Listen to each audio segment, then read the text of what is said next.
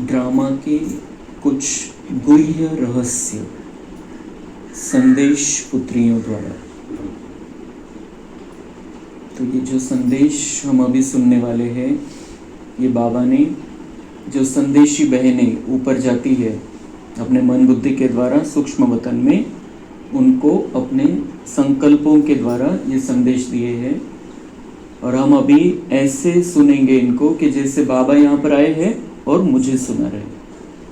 हे संदेश बाबा माझ्यासाठी मला ऐकवताय इथं आता आज। बहुत महत्वपूर्ण है, जो ड्रामा के बहुत महत्वपूर्ण पॉइंट्स जो हमें आगे के लिए बहुत काम में आने वाले हैं। इस विराट फिल्म यानी ड्रामा में हर एक मनुष्यात्मा में अपनी अपनी पोजीशन अनुसार सारे जीवन का ज्ञान अथवा एक्ट पहले ही मर्ज रूप में रहती है। जीवात्मा में सारे जीवन की पहचान मर्ज होने के कारण समय पर इमर्ज होती है। हर एक में अपनी अपनी संपूर्णता की अवस्था अनुसार जानकारी अथवा एक्ट जो मर्ज है वही समय पर इमर्ज होती है, जिससे तुम हर एक जानी जाननहार बन जाते हो। प्रत्येक आत्मा ही एक सीडी आहे, कॅसेट आहे, त्याच्यामध्ये रेकॉर्डिंग आहे आपल्या संपूर्ण जीवनाची। संपूर्ण 5000 वर्षाचं जे जीवन आहे ते या कॅसेटमध्ये रेकॉर्डिंग आहे त्याची। फक्त ती केव्हा समोर प्रत्यक्ष होते, ज्या वेळेला तो क्षण आहे। एखादा प्रसंग आहे, कशा प्रकारचा प्रसंग येणार आहे ते समोर आल्यावरच आपल्याला कळतं।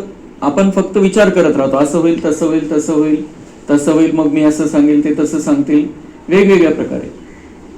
पण ज्या वेळेला तो प्रसंग येतो आणि तो तसंच 5000 वर्षापूर्वी पण आलेला आहे, तर त्यावेळेला आपण जो काही संकल्प केला असेल, जे काही व्यक्त केला असेल आपला विचार, तोच विचार आपण त्या सीन मध्ये पुन्हा व्यक्त करणार। तर बाबा म्हणताय की तुमची जी ऍक्टिंग आहे 5000 वर्षापूर्वी केलेली, ती रेकॉर्डिंग झालेली आहे। ती फक्त आता तुम्हाला माहिती नाही की पुढचा सीन काय येणार आहे आणि तुम्ही काय म्हणणार आहे, पण होईल तेच जे 5000 वर्षापूर्वी झालेलं आहे आणि तेच तुम्ही बोलणार आहे जे 5000 वर्षापूर्वी बोललेले, फक्त ते त्यावेळेला होईल। तर बाबांनी जसं आज सांगितलं मुरलीमध्ये की मुझे बेआरामी होती है तब मुझे संकल्प आता है मैं नीचे जाऊं, ये बहुत दुख में है, तकलीफ में है, और बाबा को संकल्प आता है अब मुझे नीचे जाना है, और बाबा आ जाता है। तो 5000 वर्ष तिथं विचार नाही करत बसत की असं होईल असं होईल असं होईल, मग मला जायचंय मग मला जायचंय, असं कुठल्याही प्रकारचा विचार बाबा 5000 वर्ष नाही करत। ज्या वेळेला त्याची येण्याची वेळ आहे त्यावेळेला तो संकल्प त्याच्यामध्ये पण येतो आणि तो खाली येतो। तर तसं बाबा म्हणताय की ही रेकॉर्डिंग फिक्स आहे, पार्ट फिक्स आहे प्रत्येकाचा। काय होणार आहे हे फिक्स आहे, कारण ही शूटिंग पहिलेच झालेली आहे आणि प्रत्येकामध्ये ज्याचं त्याचं पार्ट नोंदलेलं आहे। फक्त आपल्याला तो वेळ प्रसंग आल्यावर समोर येतो आपलं काय पार्ट आहे, त्याचं काय पार्ट होतं। हा इतका महत्वाचा पॉइंट आहे, फिक्स करून टाकायचं आपण स्वतःसाठी पण आणि दुसऱ्यांसाठी पण। आणि जास्त विचार नाही करायचा काय होईल कसं होईल, कारण जे म्हणजे असं म्हणतात दुनियेमध्ये मन चिंती ते वैरी न चिंती। म्हणजे आपल्या मनामध्ये इतके काही विचार येतात, खराब खराब खराब खराब, असं होईल तो असं करेल तसं करेल। जो आपला शत्रू आहे तो सुद्धा एवढा विचार करणार नाही एवढा आपण विचार करतो की असा असा प्रसंग येईल, असं असं वाईट होईल, असं घडेल तसं घडेल। तर हा जो पॉइंट आहे यावरून आपण हे पक्क करायचं की आपल्याला विचार नाही करायचा आहे काय होईल असं असं होईल। आणि एक संकल्प आला चुकीचा निगेटिव्ह की त्याच्यासोबत 1000 संकल्प येतात, त्याची साखळी आहे पूर्ण.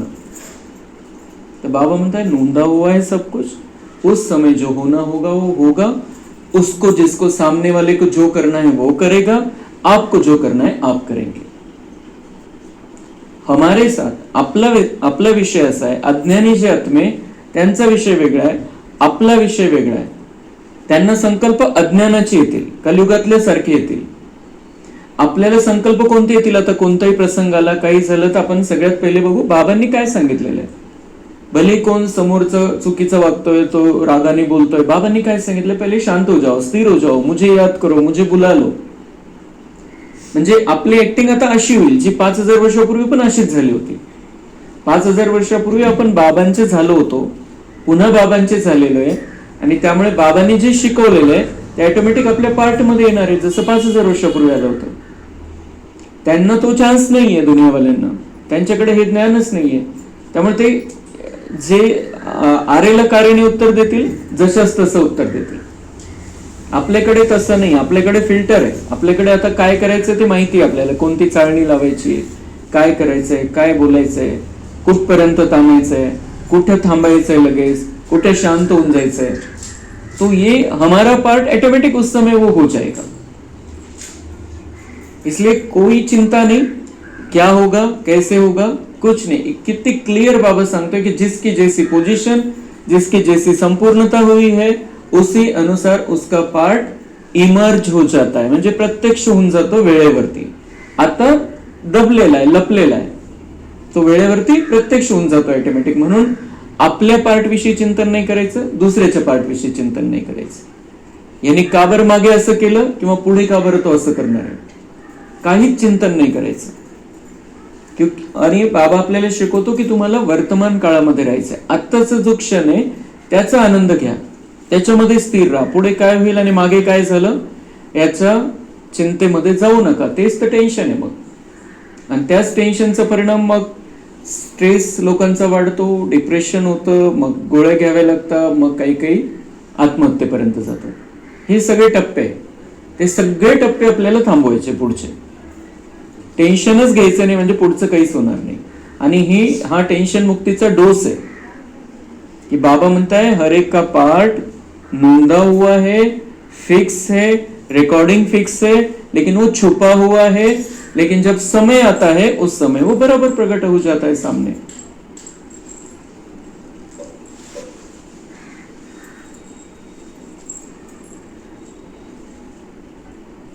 तो 10 सेकंड रुक के इस पॉइंट को पक्का कर लेंगे अंदर ही अंदर.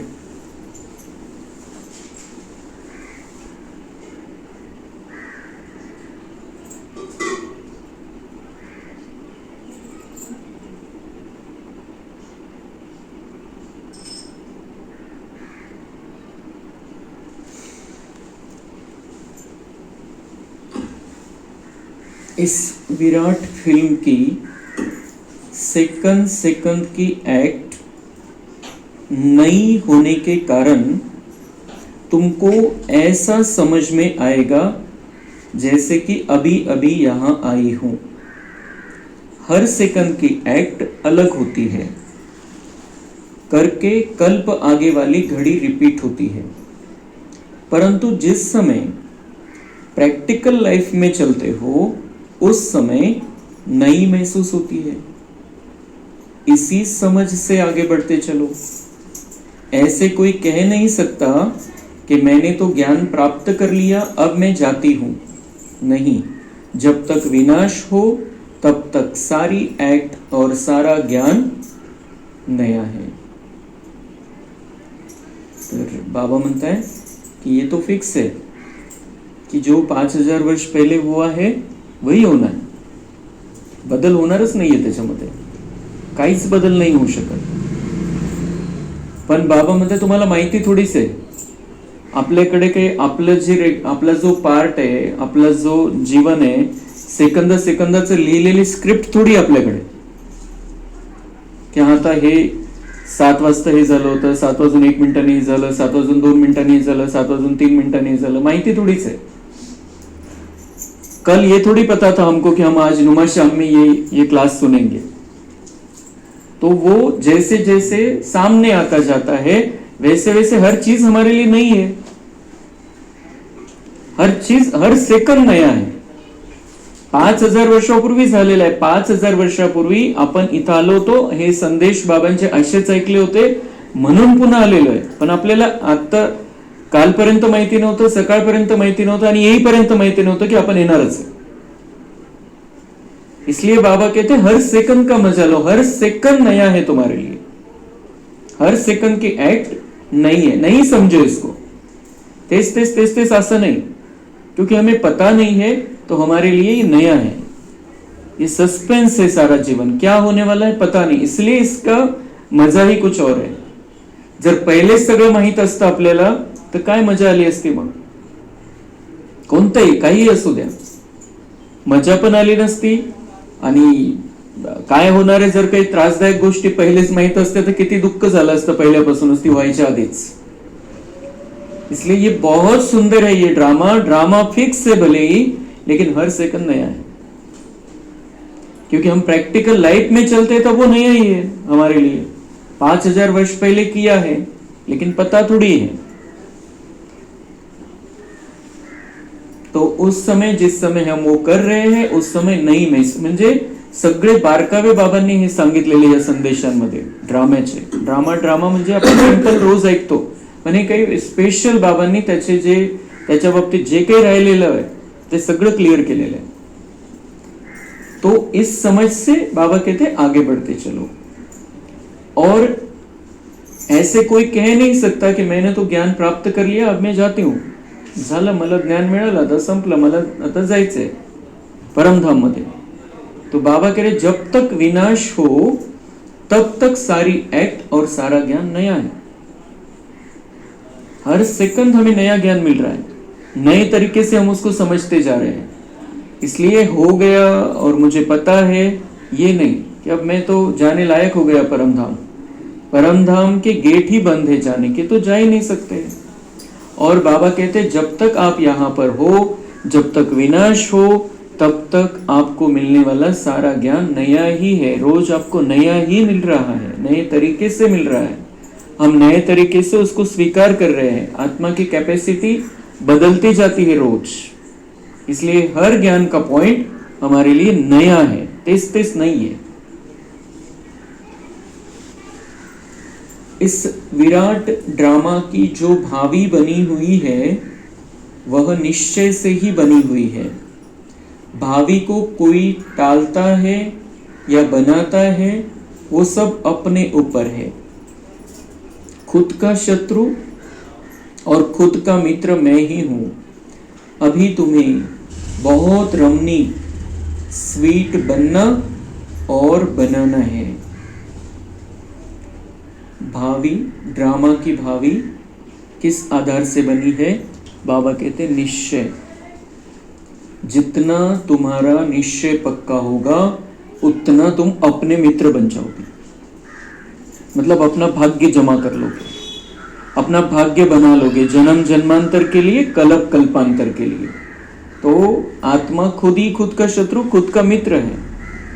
अगर हमने निश्चय पक्का नहीं किया बाबा पर तो उतना ज्ञान उठाएंगे नहीं, उतना पक्के बनेंगे नहीं, उतना योग में रहेंगे नहीं, उतनी धारणा होगी नहीं, उतना सेवा नहीं होगी हमारे से.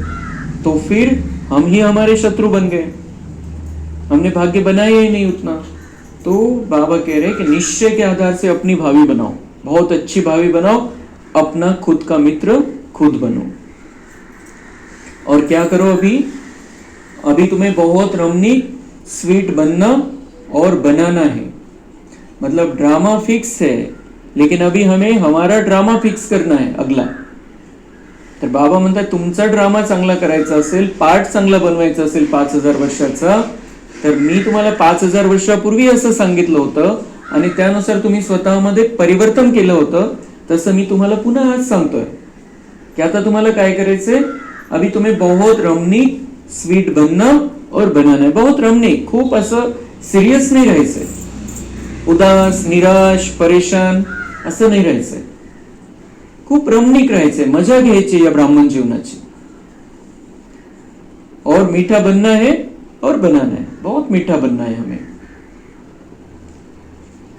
इस विराट फिल्म में यह सहन करना भी तुम्हारे लिए कल्प पहले वाला एक मीठा सपना है।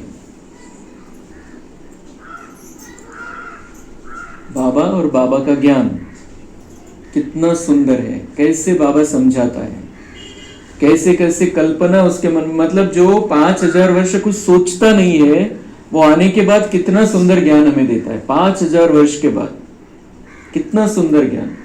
बाबा कह रहे इस विराट फिल्म में यह सहन करना भी तुम्हारे लिए कल्प पहले वाला एक मीठा सपना है। म्हणजे तुम्हाला सहन करावं लागतंय, त्रास होतोय, तर बाबा म्हणतात काय समजा त्याला, कल्प पहिले पण हे स्वप्न पडलं होतं, आता पण हे स्वप्न पडलेलं है, ये मीठा सपना है, छोड़ दो उसको। सपना था, सपना है, सपना चल रहा है, सपने में कुछ सहन करना पड़ा तो तकलीफ थोड़ी होती है। तो बाबा कह रहे कुछ सहन करना पड़ रहा है तो तुम्हारे लिए कल्प पहले वाला एक मीठा सपना है, क्योंकि तुम्हें फिर भी कुछ होता नहीं है, क्योंकि तुम्हें फिर भी कुछ होता नहीं है, कुछ होता नहीं है। हम बाबा के बनकर रहते, इसीलिए तो फिर से संगम युग में आ गए वापस। तो बाबा कह रहे सहन किया तुमने पिछले कल्पों में भी, अंत में भी, और अभी भी सहन कर रहे हो, लेकिन ये प्रूफ है इसका कि अभी भी आप संगम युग में हो, बाबा के बनकर रहे हो, बाबा के पास आ गए हो, तो ये प्रूफ है कि तुम्हें फिर भी कुछ होता नहीं है। मतलब सहन करके शहंशाह बन जाते हो आप। जिन्होंने भी तुम्हें तंग किया है वो भी कहेंगे कि मैंने इनको इतना तंग किया, दुखी किया, परंतु यह तो फिर भी डिवाइन यूनिटी, सुप्रीम यूनिटी, विजयी पांडव बनकर रहते हैं। इस बनी हुई भावी को कोई टाल नहीं सकता। तो बाबा म्हणता है वो जो तुमको तंग करने वाले हैं, तुमको परेशान करने वाले हैं, दुख देने वाले हैं तुमको, वो भी कहेंगे अंत में की मैंने तो इनको इतना तंग किया, इतकं परेशान केलं, इतकं दुःख दिलं यांना, इतके प्रॉब्लेम निर्माण केले यांच्या समोर, पण तरी सुद्धा तो काय म्हणेल, त्याला ते पश्चाताप होईल त्याचा, आणि त्याला हे लक्षात येईल की मी इतकं तंग करून, इतकं त्रास देऊन पण हे कसे राहिले, डिवाइन यूनिटी, सुप्रीम यूनिटी, विजयी पांडव, विजयी पांडव बनकर रहे। मतलब ये माया से हारे नहीं है, मैंने क्रोध किया लेकिन ये शांत रहे। मग हे डिवाइन यूनिटी आणि सुप्रीम यूनिटी हे पहिले ग्रुप बनवले होते बाबांनी। जो बड़ी बड़ी दादिया थी मुख्य, उनका ग्रुप था सुप्रीम यूनिटी, म्हणजे त्यांचा जसा पुरुषार्थ त्यानुसार काही ग्रुप बनवले होते। आणि मग त्यांच्यानंतर डिवाइन युनिटी, म्हणजे त्यांच्या पुरुषार्थाला प्रेरणा मिळावी, जे थोडेसे खाली आहे त्यांनाही प्रेरणा मिळावी म्हणून। तर बाबा म्हणताय की तुम्हाला कोणी तंग करताय, काही प्रॉब्लेम निर्माण करताय, तुम्हाला तुमच्या श्रेष्ठ स्थितीमध्ये राहायचं, तुमचा चांगला पुरुषार्थ तुम्हाला करत राहायचंय। जे त्रास देतील ते नंतर पश्चाताप करतील आणि त्यांनाही ही जाणीव होईल की एवढं, म्हणजे या ज्ञानामध्ये आणि बाबामध्ये किती ताकद आहे की मी इतका त्रास दिला तरी सुद्धा हे स्थिर राहिले, तरी सुद्धा हे शांत राहिले।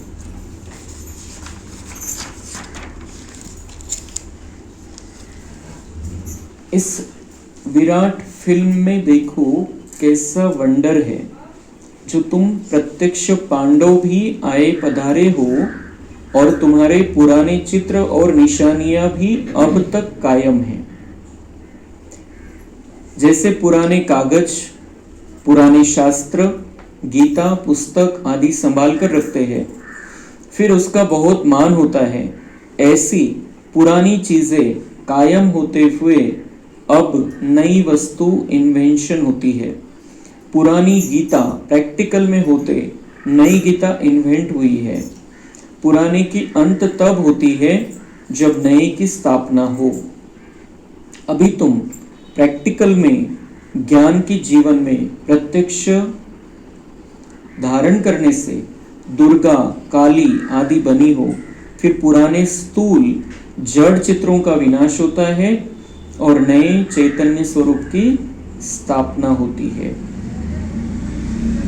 तो बाबा म्हणता है कि अभी दोनों भी साथ साथ में चल रहा है।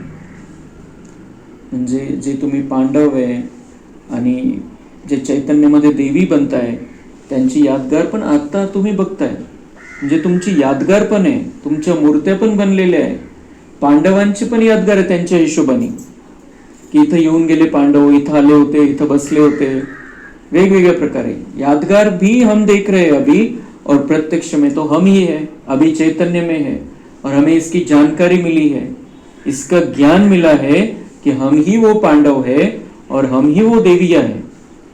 तर बाबा म्हणतात आता प्रत्यक्षपणे तुमची पूजा चाललेली भक्ती मार्गामध्ये, तुमची महिमा गायली जाते आणि प्रत्यक्ष तुमचा पाठ आता चालू आहे. तो बाबा म्हणता है वो पुराने का विनाश कब होगा, जब नए की स्थापना हो जाएगी. मतलब आप पक्के बन जाओगे, उस स्थिति में पहुंच जाओगे, तब ये पुराने आपके जो यादगार है उसका भी विनाश हो जाएगा. त्यांची गरज नाहीये मग, कारण तुम्ही चैतन्यमध्ये बनले तसे. तो वो विनाश हो जाएगा, खत्म हो जाएगा, और फिर द्वापर से फिर नया हमारा यादगार बनेगा. फिर हम अभी चैतन्य में वो कर्तव्य करेंगे और 2500 वर्ष उस स्थिति में रहेंगे और 2500 वर्ष हमारा यादगार चलता है. तसं बाबा म्हणतात जुनी गीता आज पण आहे, आज पण तिचा मान ठेवला जातो. आणि त्यामध्येच बाबांनी मग एकतर सच्ची गीता म्हणून पुस्तक पण काढलेलं होतं जगदीश भाईंच्या द्वारे, आणि ही सच्ची गीता आपण रोज ऐकतोय. तो बाबा म्हणते वो पुरानी गीता आज भी है, लेकिन नई गीता भी चल रही है. जो सच्ची गीता है वो भी चल रही है, लेकिन पुरानी का भी मान है. और हम भी जो ज्ञान समझाते तो उसमें जो श्लोक है उस आधार से भी समझा सकते हैं कि त्याच्यामध्ये असं म्हटलेलं आहे. तो बाबा कह रहे हैं कि अभी जब आपकी इस गीता का जो भी कुछ रिजल्ट आना है वो निकल जाता है, तो उस गीता का भी कुछ काम नहीं. वो गीता खत्म हो जाती है और फिर भक्ति मार्ग में बाद में वापस बनेगी. लेकिन 2500 वर्ष तुम ये जो सच्ची गीता सुनते हो, बाबा के महावाक्य सुनते हो, उस आधार से तुम अपना जीवन और श्रेष्ठ सुंदर बना लेते हो. फिर उस गीता की जरूरत नहीं है. इस विराट फिल्म प्लान अनुसार संगम के स्वीट समय आप अनन्य देवी बच्चे ही विकारों पर विजय प्राप्त कर वैकुंठ की स्वीट लॉटरी पाते हो. या फिल्म मध्ये जो प्लॅन आहे, जी काही कहाणी आहे या फिल्म मध्ये, ही जी विराट फिल्म म्हणजे मोठी फिल्म जी आहे बनलेली, ही 5000 वर्षाची, या 5000 वर्षाच्या फिल्म मध्ये जो प्लॅन आहे, जी स्क्रिप्ट लिहिलेली आहे, जी कहाणी लिहिलेली आहे, त्या प्लॅन नुसार बाबा म्हणताय संगम के स्वीट समय, हम अभी संगम के इस मीठे समय में आ गए. हमारा पार्ट है इस ड्रामा में, 5000 वर्ष में संगम के मीठे समय में आने का हमारा पार्ट है. और फिर आकर क्या करते हैं हम, स्वीट समय आप अनन्य देवी बच्चे ही विकार पर विजय प्राप्त कर वैकुंठ की स्वीट लॉटरी पाते हो. अनन्य देवी बच्चे, जिनकी बुद्धि में अन्य कोई नहीं है, एक बाबा ही है, वो देवी बच्चे विकारों पर विजय प्राप्त कर वैकुंठ की स्वीट लॉटरी पाते, मीठी लॉटरी मिलती है वैकुंठ की, वो वैकुंठ में जाते हैं. मतलब हमारा कितना बड़ा पार्ट है, कितना बड़ा पार्ट बन सकता है, हमारे हाथ में हमारी भावी है. तर बाबा म्हणताय की आता तुम्ही गोड संगमच्या समयाला इथं आलेले, आता तुम्ही विकारांवरती विजय प्राप्त करून गोड स्वर्गाची गोड लॉटरी पुन्हा प्राप्त करून घ्या. आपका यह ललाट कितना लक्की है. ललाट बाबा कह रहे कितना लक्की है, कारण भाग्य कसं समजलं जातं की मस्तकामध्ये खूप भाग्य घेऊन आलेलं आहे, असं वेगवेगळ्या गोष्टी आहे. तो बाबा म्हणता है कि आपका ललाट कितना लक्की है, आप बहुत भाग्यशाली हो. इस समय तुम नर और नारी अविनाशी ज्ञान से पूज्य योग्य देवता पद प्राप्त करते हो. यही है इस संगम के सुहावने वंडरफुल समय की वंडरफुल रीति. किती मोठे मोठे आणि किती पॉवरफुल शब्द बाबा वापरतो. म्हणजे 5000 वर्ष तो बोलतच नाही आणि तरी सुद्धा कसे वाक्य रचना आहे. इस समय तुम नर और नारी, भाई हो या माताएं हो या बहनें हो, अविनाशी ज्ञान से, अविनाशी ज्ञान हम प्राप्त कर रहे हैं, उस ज्ञान से पूज्य योग्य देवता पद प्राप्त करते हैं। हम अभी इतने लक्की है, इतने भाग्यवान है जो भगवान स्वयं हमें ये सुंदर अविनाशी ज्ञान देता है। अविनाशी क्यों? क्योंकि हमारे साथ चलता है। ये ज्ञान के संस्कार जन्म जन्मांतर हमारे साथ चलते हैं। इथं जे ज्ञान घेणार, शाळेत जे शिकणार, कॉलेजमध्ये जे शिकणार, ते सगळे इथले इथंच राहून जाणार आहे। आत्म्याने शरीर सोडलं ते ज्ञान संपलं। लेकिन इस ज्ञान को बाबा अविनाशी ज्ञान कहता है, क्योंकि इस ज्ञान के संस्कार हम साथ में लेकर जाते हैं। तो ये अविनाशी ज्ञान हम प्राप्त कर रहे हैं, उससे हम पूज्य योग्य देवता पद प्राप्त करते हैं। ये हमारा ही पार्ट है। यही है इस संगम के सुहावने वंडरफुल समय की वंडरफुल रीति। ये सुहावना, वंडरफुल, आश्चर्यकारक, बहुत सुंदर ऐसा समय है ये संगम युग का। और उसकी ये रीति है कि हमें बाबा अविनाशी ज्ञान देता है, उस ज्ञान के आधार से हम देवता पद को प्राप्त करते हैं। हीच रीती आहे, हीच प्रोसिजर आहे, हीच पद्धत आहे देवता बनण्याची। प्रत्येक कल्पामध्ये हीच प्रोसेस बाबा करतो, याच प्रोसिजरनी आपण पुन्हा देवता बनतो। यही रीति बनी हुई है।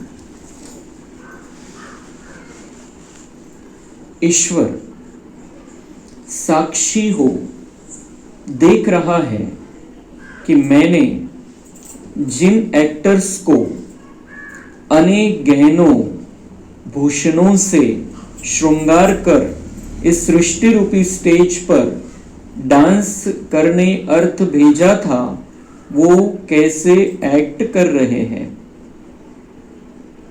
तो बाबा म्हणता है कि मैं साक्षी होकर देखता हूं, साक्षी होकर देख रहा हूं। देखता हूं मतलब परमधाम से दिखता ही नहीं हो सतयुग में, लेकिन अभी बाबा कह रहे हैं मैं साक्षी होकर, मतलब हर एक, बाबा क्या कह रहा है, हर एक शब्द में बहुत गहराई है। बाबा म्हणता है साक्षी होकर अभी देख रहा हूं, अभी देख रहा हूं की मैंने जिन एक्टर्स को, म्हणजे जे महान कलाकार आहे या ड्राम्यामध्ये, माझे बच्चे, श्रेष्ठ बच्चे, जे महाविनाशाच्या त्या महापरिवर्तनाच्या काळाच्या आधी माझे बनले, ज्यांनी माझे महावाक्य ऐकले, ज्यांनी परिवर्तन करून घेतलं स्वतःमध्ये, असे जे कलाकार आहे श्रेष्ठ, त्यांना मी काय केलं होतं, अनेक गहने भूषणों से श्रृंगार करके। कौन से गहने और कौन से आभूषण? ज्ञान, गुण और शक्तियों के। इनसे बाबा ने हमको सजाया था संगम युग पर। इनको इतना सजाकर इस सृष्टि पर भेजा था मैंने। वो क्या कर रहे हैं आज? बाबा म्हणता है की मी साक्षी होऊन बघतोय की हेच तर ते होते ज्यांना मी ज्ञान, गुण, शक्तीने सजवून पाठवलेलं होतं सतयुगामध्ये। परमधामध्ये घेऊन गेलो होतो आत्म्यांना, पण त्या रूपामध्ये ते खाली आले, त्या सजलेल्या रूपामध्ये। कशासाठी पाठवलं होतं? इस सृष्टि रूपी स्टेज पर डांस करने के लिए भेजा था, मतलब आनंद लेने के लिए भेजा था, जीवन का आनंद लेने के लिए भेजा था, सुखमय जीवन बनाने के लिए भेजा था, शांति में रहने के लिए यहां पर भेजा था। आज वो क्या कर रहे हैं, कैसे एक्टिंग उनकी चल रही है? बाबा कह रहे हैं मैं साक्षी होकर देख रहा हूं। मैंने अपने दैवी बच्चों को गोल्डन मनी, सिल्वर मनी देकर कहा था कि यह भूषण, यह गहने पहनकर खुशमिजाज होकर साक्षी बन एक्ट भी करना और साक्षी हो इस खेल को भी देखना।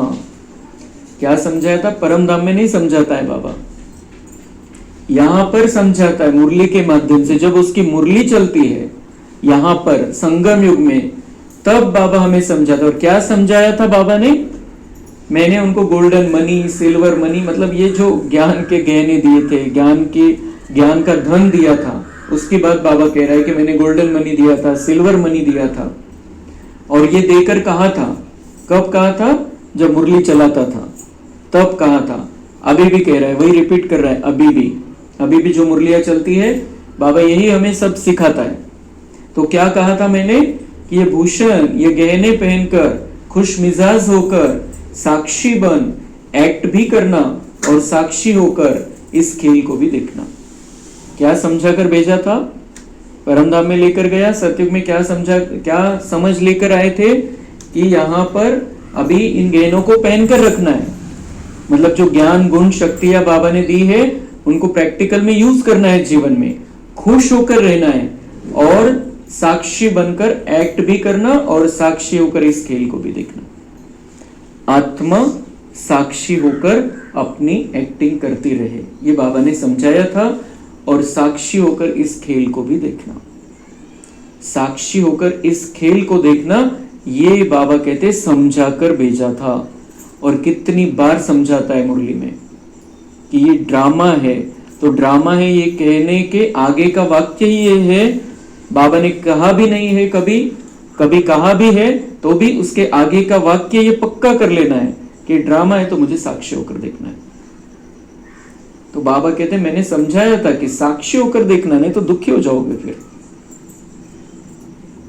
नहीं देखा तुमने साक्षी होकर, द्वापर के बाद से सतयुग त्रेता में देखा, इसलिए सुख में रहे, आनंद में रहे। तो बाबा कह रहे मैंने बोला था, मैंने बताया था, मैंने समझाया था की साक्षी होकर ऍक्ट बी करणं, स्वतःचं पार्ट पण बजवायचं तसं, आणि साक्षी होऊन खेळ बघायचा, सगळ्यांचे पार्ट पण साक्षी होऊन बघायचे। फंसना नहीं, क्या समझाया था? फंसना नहीं किसी के भी पार्ट में, किसी में भी फंसना नहीं।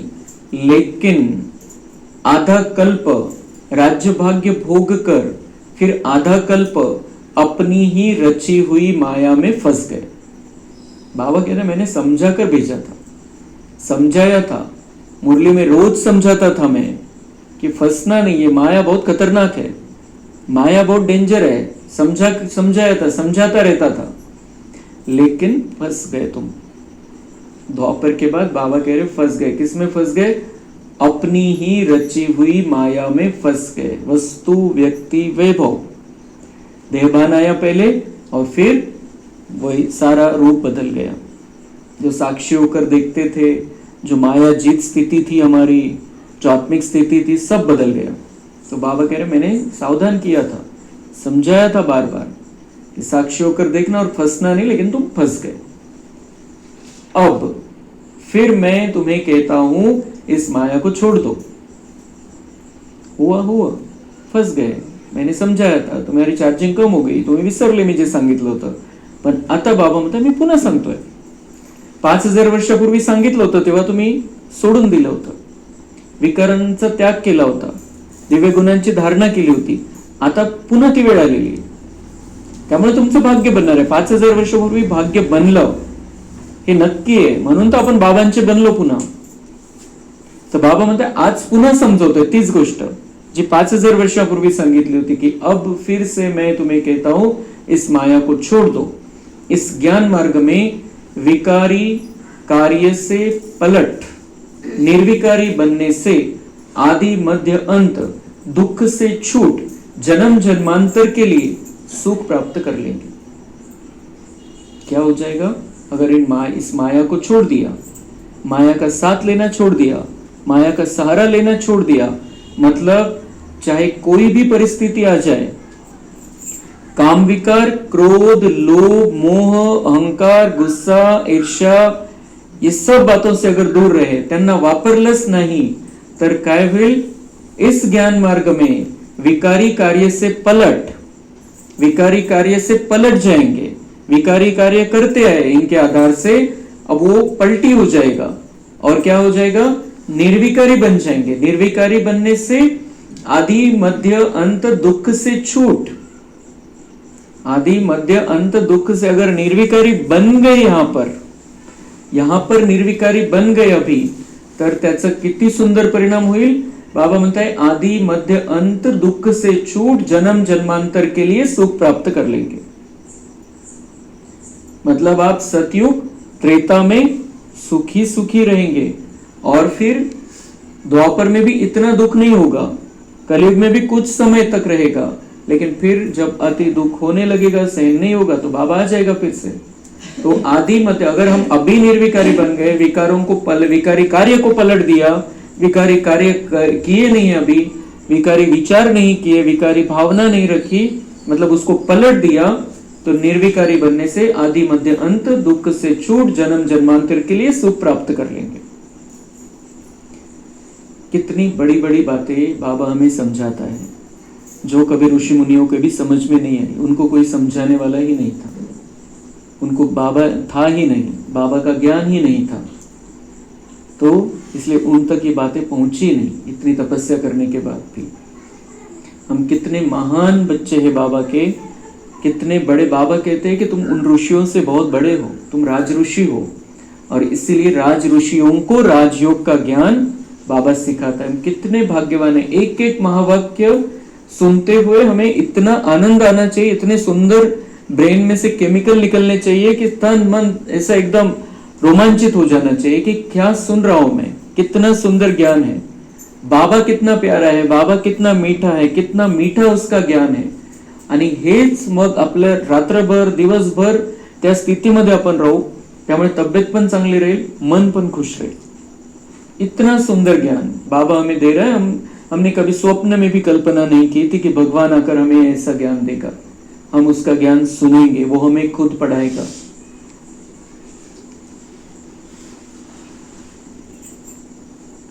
अपने से कोई भी उच्च अवस्था वाले द्वारा यदि कोई सावधानी मिलती है तो उनको राजयुक्त उठाने में ही कल्याण है।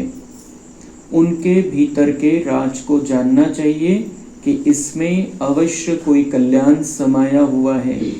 यह जो पॉइंट मुझे इनके द्वारा मिली वह बिल्कुल यथार्थ है, उसे बहुत खुशी से स्वीकार करना चाहिए, क्योंकि अगर मेरे द्वारा कभी कोई भूल हो गई तो वह पॉइंट याद आने से स्वयं को करेक्ट कर लेंगे।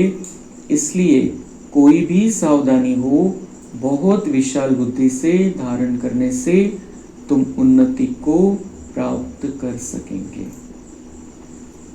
बाबा म्हणते हैं अपने से किसी की अवस्था बहुत अच्छी है और उसके द्वारा हमें सावधानी मिलती है, तर बाबा म्हणते हैं त्याच्यातलं रहस्य हे समजून घ्या की त्याच्यामध्ये कल्याण आहे आपलं। कोण आपल्याला सावधान करतोय, कोणी आपल्याला करेक्ट करतोय कि ये गलत हो रहा है, ऐसा नहीं होना चाहिए, आपका पुरुषार्थ ऐसा नहीं होना चाहिए, पुरुषार्थ की तीव्रता होनी चाहिए। अगर ऐसा कोई हमें समझा रहा है तो बाबा म्हणता है कि उसके भीतर के राज को जानो, अवश्य उसमें कोई कल्याण समाया हुआ है, क्योंकि वो उसमें कुछ गलत तो नहीं होगा। वो जो कोई समझाता है, हमें सावधानी देता है कि ऐसा नहीं होना चाहिए, बाबा ने ऐसा नहीं कहा है, आपको ऐसा करना है, तो अगर कोई सावधानी दे रहा है तो उसमें गलत तो कुछ हो नहीं सकता है, अगर हम वो मान ले। आणि त्याचा परिणाम अजून काय होईल कि बाबा म्हणते उसमें क्या करो कि वो जो सावधानी मिलती है उसको राजयुक्त तो उठाओ, कल्याण है उसमें, ये समझ जाओ, उसके भीतर के राज को जानो। यह जो पॉइंट मुझे इनके द्वारा मिली है यह बिल्कुल यथार्थ है, उसे बहुत खुशी से स्वीकार करना चाहिए। कारण कधी कधी कसं असतं की आपण आपल्या जीवनामध्ये आणि आपली जी चौकट आहे जी संसाराची, त्याच्यामध्ये इतकं इन्व्हॉल्व झालेलं असतो की मग आपल्याला कळत नाही की आपलं कुठेतरी चुकतंय। मग दुसऱ्या कोणी जर सांगितलं तर बाबा म्हणताय की त्याला तुम्ही गोड पद्धतीने स्वीकारा, खुशीने स्वीकारा, आनंदाने स्वीकारा की यांच्याद्वारे जे मला सावधानी मिळते ती माझ्या कल्याणासाठी आहे, याच्यामुळे माझा पुरुषार्थ वाढणार आहे जर मी हे ऐकलं तर। आणि पुढे काय होईल, अगर मेरे द्वारा कभी कोई भूल हो गई तो वह पॉइंट याद आने से स्वयं को करेक्ट कर लेंगे। आज वाटतं आपल्याला की नाही माझं तसं नाही आहे, पण यांना तसं वाटलं, पण बाबा म्हणताय की पुढे एखाद्या वेळेस जर तसंच झालं तर, जे ते म्हणताय तसंच जर झालं तर मग त्यावेळेला काय होईल की तो पॉइंट आठवेल, त्यांनी काय सांगितलं होतं तो पॉइंट आठवेल आणि ती जी चूक आहे तिला करेक्ट करून घेऊ शकतो। ठीक आहे, नाही आज जर तसं आपल्याला वाटतंय की माझं तसं नाहीये पण त्यांना तसं वाटलं, तर बाबा म्हणताय की ठेवा स्वतःकडे, काहीतरी कल्याण असेल त्याच्यामध्ये, पुढच्यासाठी समजवलं असेल, ज्या वेळेला वेळ येईल त्यावेळेला तुम्ही मग करेक्ट करून घ्याल। इसलिए कोई भी सावधानी हो, बहुत विशाल बुद्धि से धारण करने से तुम उन्नति को प्राप्त कर सकेंगे। अभी तुम्हें नित्य अंतर्मुख होकर योग में रहना है, क्योंकि अंतर्मुख होने से स्वयं को देख सकेंगे। तो अंतर्मुखी होकर रहना है। बाबा ने आज याद का महत्व समझाया कि याद कैसे होनी चाहिए, याद सताने वाली होनी चाहिए, याद प्यार भरी होनी चाहिए, और याद में क्या करना है, यथार्थ याद करना है। बहुत अच्छी रीति से धैर्यवत होकर, समझदारी से, बहुत शांति से, स्थिरता से बाबा को याद करना है। और उसका परिणाम क्या होगा? यथार्थ याद होगी तो करंट मिलेगा, और करंट से हमारी तबीयत भी अच्छी होती जाएगी, हमारा भाग्य भी बनेगा, विकर्म विनाश भी होगा। और जो हम यथार्थ याद करते हैं बाबा को, तो बाबा हमें सर्च लाइट भी देंगे, स्पेशल किरणें देंगे बाबा हमें, सब कुछ क्लियर हो जाएगा हमारे सामने। तो याद का बहुत महत्व है, लेकिन याद कौन कर सकेंगे? जो अंतर्मुखी रहते हैं। तो बाबा कहते हैं अभी तुम्हें नित्य अंतर्मुख होकर योग में रहना है। अंतर्मुख मतलब खुद पर कंट्रोल, अंदर अपने आप को चेक करते रहना है, अपने आप को देखना है। मैं आत्मा हूं, मैं बाबा का बच्चा इस शरीर में बैठा हूं, मैं बाबा की श्रेष्ठ सुंदर ऐसी रचना हूं, जो धूल चढ़ी है मेरे ऊपर उसको मुझे साफ करना है बस। मैं बाबा का बहुत श्रेष्ठ बच्चा हूं, इसीलिए तो बाबा की मुझ पर नजर गई है। उसने वो धूल के बीच में जो मैं फंसा हुआ हूं उसको उसने पहचान लिया है, यानी ओळखलेले। मला फक्त काय करायचंय की मला फक्त ती स्वच्छता करायची माझी। बाबांना माहिती आहे माझा पाठ खूप मोठा है, म्हणून बाबांनी मला निवडलेलं आहे। तो अभी जो भी कुछ हमारे अंदर खराबी है, जो भी कुछ मैल है, जो भी कुछ विकार है, व्यर्थ है, सबको खत्म कर देना है। तो हमारी अंतर्मुखता हमें बाबा की तरफ और भी ऊपर लेकर जाएगी, हमारी उन्नति होती रहेगी। वो जो बाबा ने कहा सुई की कट निकलती जाएगी और ज्यादा और आकर्षण होगा। तो अंतर्मुखी होकर रहना है, योग में रहना है, क्योंकि अंतर्मुखी होने से स्वयं को देख सकेंगे, अपने आप को ही देख सकेंगे। फिर बाह्यमुखी नहीं है, बाहर दूसरों को नहीं देख रहे, तो खुद को देखते रहेंगे। और फिर क्या होगा? सिर्फ देखेंगे नहीं, परिवर्तन भी कर सकेंगे। तो देखेंगे, सिर्फ देखने से क्या होगा? सिर्फ परिवर्तन भी करना है। क्या खराबी है मेरे अंदर, उसको निकालना है। यही है सर्वोत्तम अवस्था। जब पता है हर एक अपनी स्टेज प्रमाण पुरुषार्थी है, तो कोई भी पुरुषार्थी के लिए आर्ग्यू नहीं चल सकती, क्योंकि वो अपनी स्टेज अनुसार पुरुषार्थी है। उनकी स्टेज को देख, उनसे गुण उठाओ, अगर गुण नहीं उठा सकते तो उसे छोड़ दो। ड्रामा पक्का कर लेना है। बाबा कह रहे हैं कि जब पता है हर एक अपनी स्टेज प्रमाण पुरुष है, उसकी स्टेज क्या है, आज क्या स्टेज है, आगे क्या बनने वाली है, हमको नहीं पता है, उसको नहीं पता है, लेकिन उसकी जो अभी कैपेसिटी है उस अनुसार उसका पुरुषार्थ चल रहा है। तर बाबा म्हणता है कोई भी पुरुषार्थी के लिए आर्ग्यू नहीं चल सकते। हम सब पुरुषार्थी है, बाबा के बच्चे अभी संपूर्ण बने नहीं है, म्हणून बाबा म्हणताय कोणाविषयी तुम्हाला आर्ग्यू करायची गरज नाहीये, वाद विवादामध्ये पडायची गरज नाहीये कि इनका ऐसा पुरुषार्थ उनका वैसा पुरुषार्थ। बाबा म्हणताय क्योंकि वो अपनी स्टेज अनुसार पुरुषार्थी है, उनकी स्टेज को देख, उनसे गुण उठाओ। ज्याची जशी अवस्था आहे त्याच्यामध्ये चांगले गुण असतील तर चांगले गुण तुम्ही घ्या, गुण घ्यायला काहीच हरकत नहीं, जुड़ना नहीं है, प्रभाव में नहीं आना है। जैसे कल आशा दीदी ने उदाहरण बताया था, किसी के प्रभाव में नहीं आना है, प्रभावित नहीं होना है। हमारे ऊपर प्रभाव सिर्फ एक बाबा का होना चाहिए, लेकिन जिसको हम देखते हैं पुरुषार्थ करने वाला है, उसका गुण कोई अच्छा लगता है, उस गुण को हम अपने लिए यूज करके देखते हैं, अगर फायदा होता है तो उस गुण को हम अपना सकते हैं। तर बाबा म्हणताय की कोणाकडून तुम्ही जसं पुरुषार्थ चाललेला आहे, पण गुण आहे तो गुण घ्या त्याच्याकडून। अगर गुण नहीं है, नहीं उठा सकते तो उसे छोड़ दो, अटकून नका बसो, त्याच्यासाठी अटको पण नका। अगर गुण नहीं है, आपको नहीं दिखाई दे रहा है गुण, तो छोड़ दो। उठा सकते हो तो उठा लो गुण, नहीं तो बाबा कहते हैं उसका पार छोड़ दो। मतलब ये ऐसा करता है वैसा करता है, इसमें मत जाओ। तुम सदा अपने सर्वोत्तम लक्ष्य को सामने देख, अपने को ही देखो। अपना सर्वोत्तम लक्ष्य, हर एक अपना लक्ष्य फिक्स कर सकता है। मतलब ये माला में आना है, 108 में आना है, 16,108 में आना है, 9 लाख में आना है, ये तो है, लेकिन मुझे वहां का राजा बनना है, वहां की रानी बनना है, ये लक्ष्य हम फिक्स कर सकते हैं। और अगर राजा बनना है, रानी बनना है, तो वो क्वालिटी मेरे अंदर चाहिए, वैसी क्वालिटी चाहिए। सबको पालना देने के संस्कार चाहिए, सबको सहयोग देने का संस्कार चाहिए, सबके संस्कारों से मिलन करने का संस्कार चाहिए मेरे अंदर। तो वो लक्ष्य बाबा कह रहे अभी तुम अपने सर्वोत्तम लक्ष्य को सामने देख, अपने को ही देखो। हर एक का ड्रामा फिक्स है, हर एक का पार्ट फिक्स है, तुम अपने लिए अपना पार्ट फिक्स करो। तुम हर एक व्यक्तिगत पुरुषार्थी हो, सामूहिक पुरुषार्थ नाही। सामूहिक बसायचंय आपल्याला, संघटनमध्ये बसायचंय। बाबा सगळ्यांना ज्या वेळेला एकाच प्रकारचं ज्ञान देतोय तर ते व्हायब्रेशन सगळे एकाच प्रकारचे होतात, म्हणून आपल्याला संघटनमध्ये क्लासमध्ये एकत्र बसायचंय, कारण त्यावेळेला सगळ्यांचे व्हायब्रेशन सेम आहे, सगळ्यांची मतं सेम आहे आणि त्याचा आपल्याला फायदा होतो, एनर्जी मिळते त्याची। पण बाबा म्हणताय वो संगठन अलग चीज है, लेकिन पुरुषार्थ जो अंदर चल रहा है वो हर एक का व्यक्तिगत है। व्यक्तिगत पुरुषार्थी हो आप, तुम अपने तरफ नजर रख, आगे दौड़ते रहो।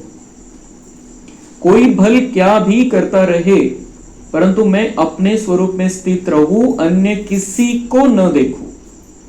अपनी तरफ नजर रखो और आगे दौड़ते रहो। अपनी तरफ नजर रखो, खुद को देखो, मैं कहां जा रहा हूं, मैं बाबा के ज्ञान से बाहर जा रहा हूं या बाबा के ज्ञान के उस चौकट जो बाबा ने डाल कर दी है उसमें चल रहा हूं, उसी चाकोरी में चल रहा हूं या बाहर भटक गया हूं। अपने आप को देखना है, अपने तरफ नजर रखो और आगे दौड़ते रहो। लक्ष्य की तरफ दौड़ना है, वैसा पुरुषार्थ करना है। कोई भल क्या भी करता रहे, कोई भी हो हमारा, कोई नजदीक का हो, हमें ये नहीं सोचना है कि ये आगे बढ़े फिर मैं आगे बढ़ूं, इनका पुरुषार्थ बढ़े फिर मेरा भी पुरुषार्थ बढ़ेगा। बाबा क्लियर कट कह रहा है कोई भल क्या भी करता रहे, क्या भी मतलब क्या भी, परंतु मैं अपने स्वरूप में स्थित रहूं।